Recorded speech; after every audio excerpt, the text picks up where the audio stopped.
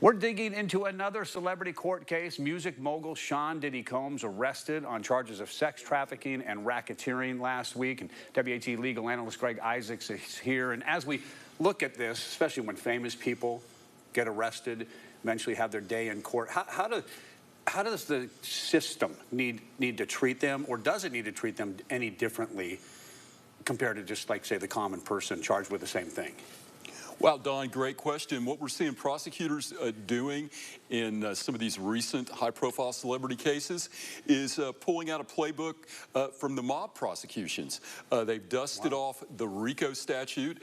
That's racketeering, where you got to prove, one, there's an organization, there was a activity that crossed state lines, that the individual was part of that group, corporation, partnership, or a group of people, and they committed one of the illegal acts alleged in the indictment. In this case, the illegal acts alleged by the prosecutors in the Southern District of New York are salacious.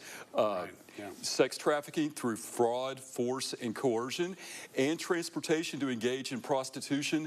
Don, those charges carry a 15-year minimum to life in prison. You think this is one of those cases where his lawyers are just hard at work and they want a trial and they want to prove that it didn't happen? Because a lot of the reports I'm seeing is they have this thing pretty well buttoned up, because I don't know if that means someone's talking to them or they just have that kind of evidence. Well, here's what's remarkable. This is a RICO case. Now, if you look at the Trump case in Georgia, how many co-defendants there were? There were dozens throughout the country.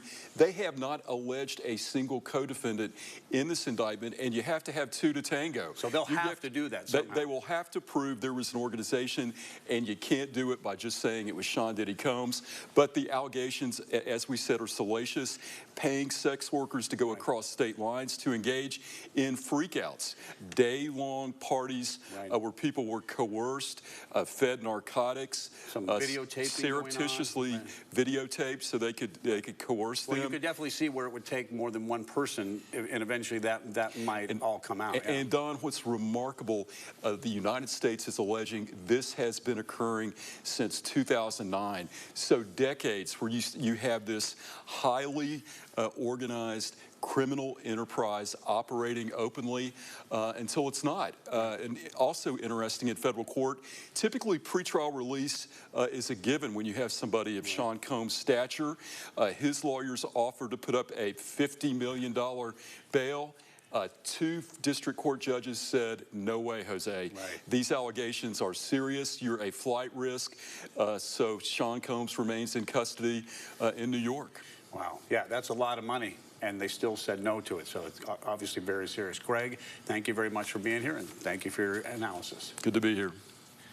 If you have a legal question, you can send it for Greg. You can send it to AskIsaacs@WATE.com. And remember, we talk with Greg every Wednesday at 5:30 right here on 6 on Your Side News.